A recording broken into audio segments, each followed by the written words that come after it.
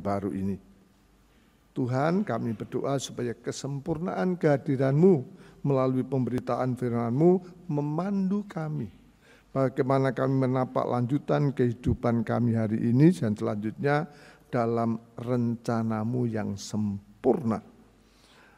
Urapi hamba-Mu untuk membahasakannya dalam Kristus Tuhan. Amin. Shalom. Gak usah tegang gitu ya. Kita membaca firman Tuhan dari Matius pasal yang ke-9. Matius 9 ayat 35 sampai dengan ayat yang ke-38.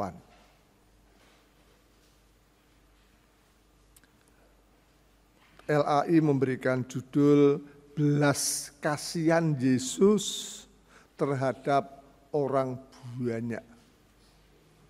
Demikianlah Yesus berkeliling ke semua kota dan desa. Ia mengajar dalam rumah-rumah ibadat dan memberitakan Injil Kerajaan Surga serta melenyapkan segala penyakit dan kelemahan. Melihat orang banyak itu, tergeraklah hati Yesus oleh belas kasihan kepada mereka, karena mereka lelah dan terlantar seperti domba yang tidak bergembala.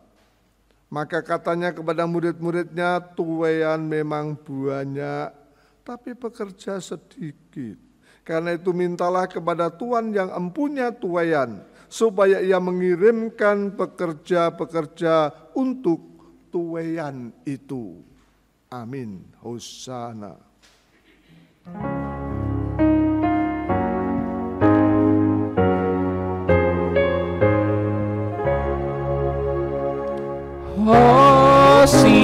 Hosiana, Hosiana,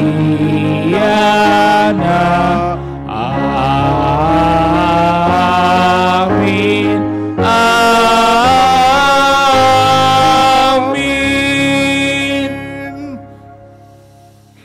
Tema kita pada pagi hari ini adalah tergerak. Ya, semua tergerak, jelas mendengarkan berita-berita itu ya tergerak. Cuma masalahnya bergerak enggak. Kalau hanya tergerak, enggak bergerak, ya enggak ada pengaruhnya apa-apa. Justru yang Tuhan kehendaki dan Tuhan contohkan dalam kehidupannya adalah kita tergerak, tetapi untuk itu kita bergerak. Akhir-akhir ini memang kita makin dibanjiri oleh pelbagai berita yang memilukan, baik itu dari alam semesta, tetapi juga tidak mustahil dari manusia yang makin amoral, ya, berdusi. Berita alam kita tahu ada banjir, ada tanah longsor, ada gempa bumi, macam-macam. Dulunya sedikit. Saya pun tergerak ketika Gunung Merapi mengeluarkan laharnya itu. Saya tergerak dengan jemaat Bandengan sekalipun dipandu oleh saudara. Saya ikut ke sekitar Gunung Merapi untuk memberikan bantuan kepada mereka. Tapi waktu itu kan hanya Gunung Merapi. Sekarang ini angel dihitung ya. Lihat mangkat piye begitu, itu yang membuat tergerak tapi tidak bergerak. Lah bergerak menong di meneh. Bayangkan banjir Jakarta itu kita bergerak. Ya susah ya. Lalu sekarang ditambah dengan corona. Malah tidak boleh bergerak ya, terlalu. Ini kan bertolak belakang. Kita tergerak dengan corona. Ini ngojo lungo. Nah, terus piye? Ya. Mana sebetulnya yang benar? Kita mandek metetek dengan peristiwa ini, atau kalau bergerak apa? Kita melanjutkan apa yang dilakukan oleh Yesus. Kita khawatir. Jangan-jangan peristiwa ini mempengaruhi sikap-sikap selanjutnya. Next. Saudara, sebetulnya peristiwa yang kayak begini bukan peristiwa yang baru. Ya, kalau kita ingat dosa yang pertama, hanya karena sebuah buah pengetahuan baik dan jahat, mungkin lagi dimplok durung tekan weteng, sudah mengubah Taman Eden menjadi onak duri. Betapa besarnya kuasa dosa, saudara, merusak kebahagiaan manusia. Perkembangan manusia selanjutnya, kalau Anda baca di kitab Kejadian 6, Tuhan pun akhirnya mengatakan, aku gelo menjadikan manusia karena perbuatannya jahat semata-mata. Saking gelonya Tuhan, lalu dia menciptakan adanya air bah.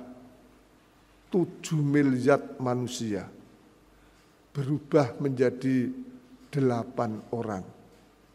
Nabi Nuh dan istrinya, 3 orang anaknya, 3 orang mantunya. Ini merupakan asal mula manusia setelah Adam entek. Harapan Tuhan juga punya harapan. Dari 8 orang ini menjadi bibit unggul yang tidak akan mengulang. Tapi kenyataannya apa? Babil, ya, manusia membuat menara Babil, ingin mengatakan kepada Tuhan, wis banjirono saiki, aku munggah nang menara Babil, meh apa? Sudah tahu kecongkaan manusia. Dan untuk itu Tuhan memporak-porandakan dengan yang dulunya satu bahasa menjadi banyak bahasa, do bingung pencar. Apa ini ya sekarang ini ya kon pencar diwi-diwi ya.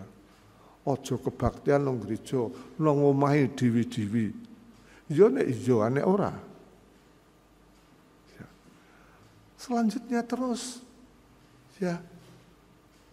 Di Indonesia juga saya ingat tahun 80 itu ada bakar-bakaran mulai dari Solo. Nah, wong kan mulai gini, takut pada Tuhan. Tahun 98, ingat, saya masih di pastori, bagaimana kabupaten dibakar dan banyak toko-toko dibakar. Jadi peristiwa kayak begitu sebetulnya bukan sesuatu yang baru, bentuknya yang berbeda. Apa yang menyebabkan? Paling tidak, saudara, kalau dosa Adam saja bisa mengubah Eden menjadi onak duri. Apa yang sekarang terjadi dengan dosa-dosa manusia? Menteri pilihan kita korupsi. Ya. Seorang anak memperkosa neneknya, coba. Istri membunuh suaminya. Sudah terlalu banyak. Padahal kalau kita ingat, Sodom dan Gomora itu dibakar oleh Tuhan karena homoseksual. Jadi membuat manusia takut itu terus piye carane ya? Tidak mustahil. Peristiwa ini diizinkan. Sebetulnya tujuan utama dan pertama bukan supaya kita takut pada corona, tapi takut pada Tuhan, gitu loh. Orang semakin tidak takut pada Tuhan, saudara-saudara, semakin. Bukan karena bodoh, makin pinter, makin tidak takut. Dulu gereja-gereja Eropa yang kita banggakan, sekarang gerejanya dijual jadi tempat karaoke, tempat pelacuran. Jadi apa yang mau dipakai oleh Tuhan supaya membuat kita takut pada Tuhan? Ya. Jadi saya dan Anda Jangan takut pada corona. Corona seneng banget dong, setan malah kerik. Ayo wedi ora kowe. Ngono kan? Takutlah pada Tuhan. Karena justru yang paling ngerti akibat amoralitas, Tuhan jauh lebih tahu daripada kita. Sehingga kalau penderitaan diizinkan terjadi, Tuhan tidak memikirkan penderitaan itu, tapi penderitaan di sana. Karena itu lihat, demikianlah Yesus berkeliling dari semua kota dan desa. Ia mengajar dalam rumah-rumah ibadat dan memberitakan Injil. Pekerjaan adalah serta. Ini akibat sampingan dari dosa manusia, yaitu munculnya pelbagai bentuk penyakit. Supaya manusia takut pada Allah. Ya. Kalau masih tidak takut pada Allah, ya itu yang ruwet. Next. Ingat, Tuhan berjanji kok kalau orang itu takut pada Allah.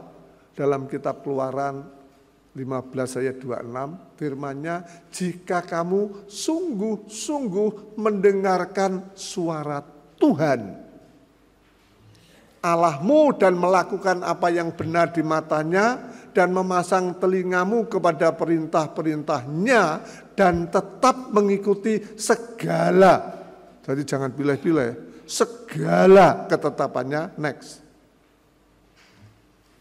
Aku tidak akan menimpakan kepadamu penyakit apapun. Mosok Tuhan gujon, saudara. Kalau kamu taat, kalau kamu takut pada Allah, aku tidak akan menimpakan penyakit apapun. Rambutmu bodol siji gitu, aku ngerti. Ya, kenapa harus takut? Karena ini saya membaca tentang guyonan Gus Dur ketika ia ditanya oleh wartawan. Menurut Anda, orang-orang di dunia itu mempunyai sifat berapa macam? Gus Dur menjawab 4. Apa itu? Ada orang atau kelompok bangsa yang sedikit bicara, tapi sedikit kerja. Ya, itu katanya itu orang Nigeria dengan orang Angola. Ya keset-kesetan, tapi ya memang orang kakean ngomong begitu. Yang kedua sedikit bicara, tapi banyak kerja. Itu orang Jepang dan orang Korea Selatan. Saya pernah ke sana, saudara, terutama untuk Korea ini. Ya, saya sudah setua ini harus mengikuti kuliah mereka dari jam 8 pagi sampai jam 10 malam. Non-stop. Praynya hanya ketika makan. Itu dosennya 1. Iso kerja. Ngomong terus. Dari jam 8 sampai jam 10 malam. Setiap dosen non-stop 2 hari.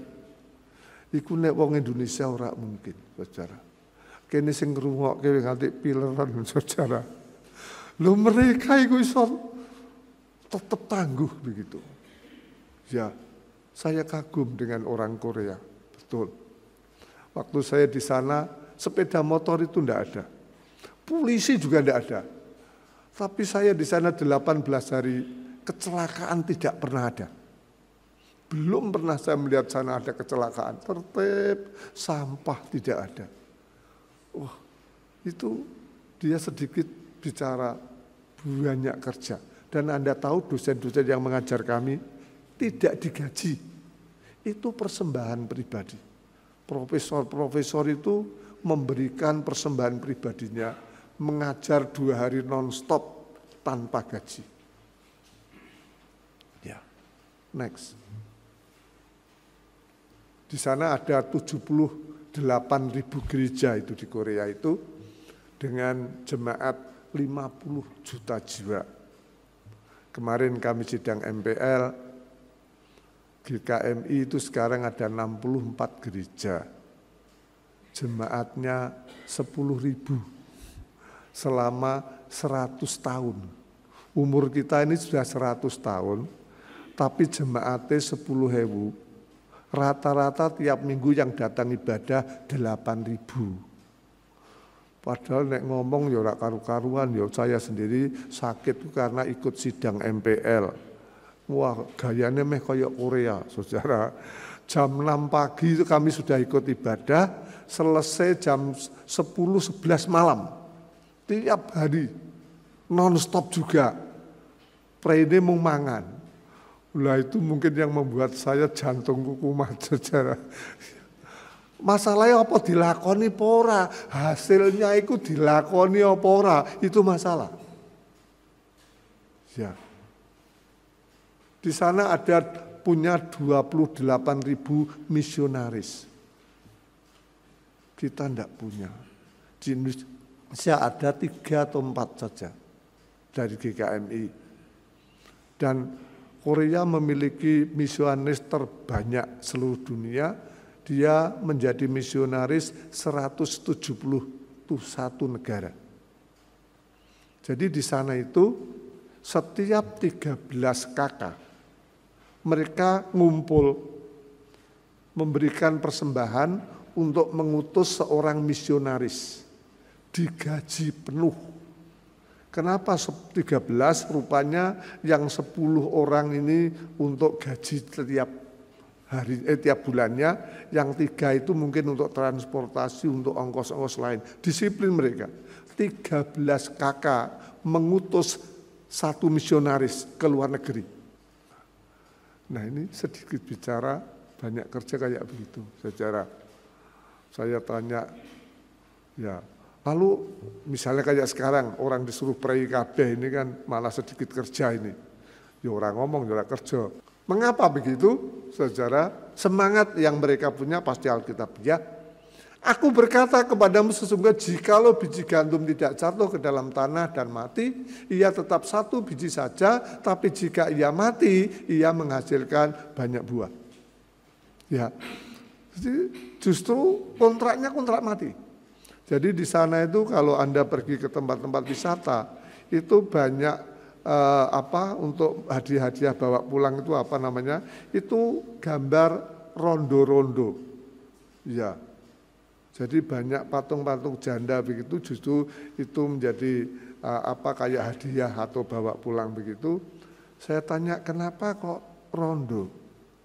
Mereka siap melepaskan suaminya untuk pergi melayani dan kontraknya siap mati.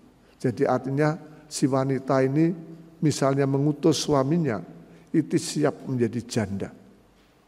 Karena pemahaman mereka justru karena mati akan tumbuh tanaman yang baru. Next.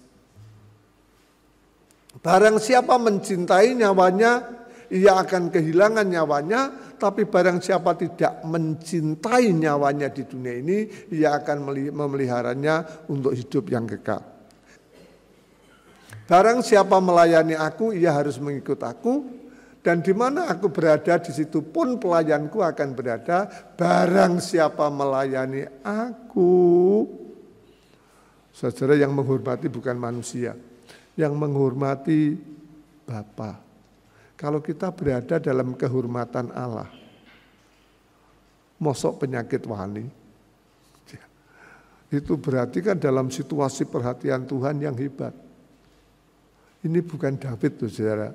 Saya akan membawa Anda untuk membaca ini. Ini janji Tuhan. Next.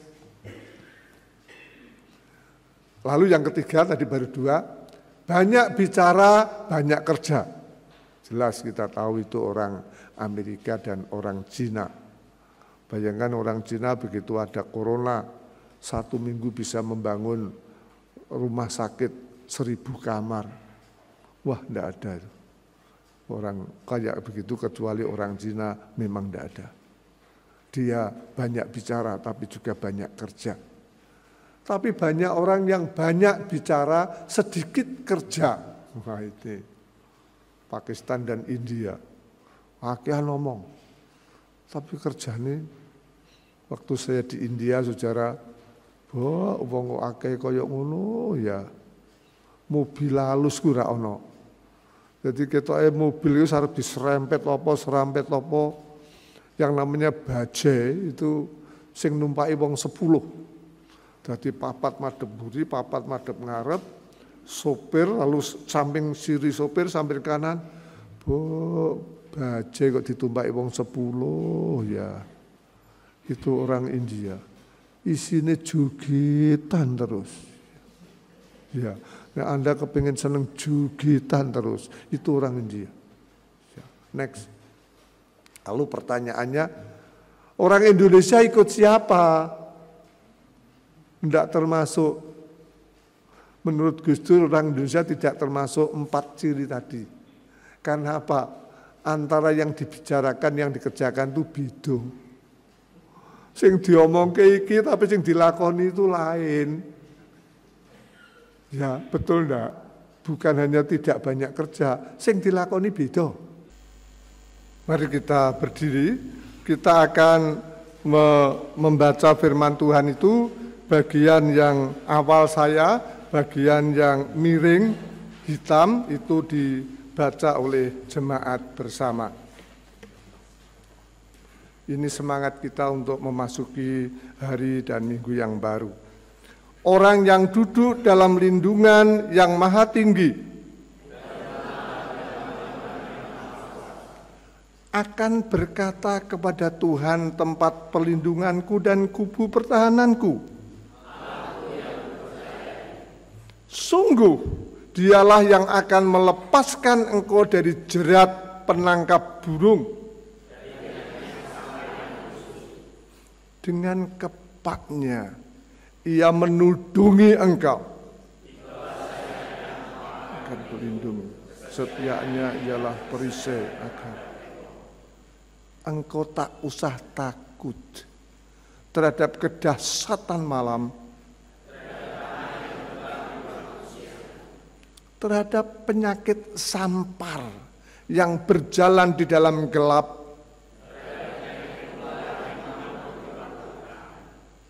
walau 1000 orang rebah di sisimu, tetapi itu tidak menimpa. Amin, mari kita berdoa. Bapa, terima kasih penyertaan-Mu yang sempurna kiranya kami alami dan kami nikmati, baik sendiri maupun bersama-sama, dalam nama Tuhan Yesus. Amin. Silakan duduk.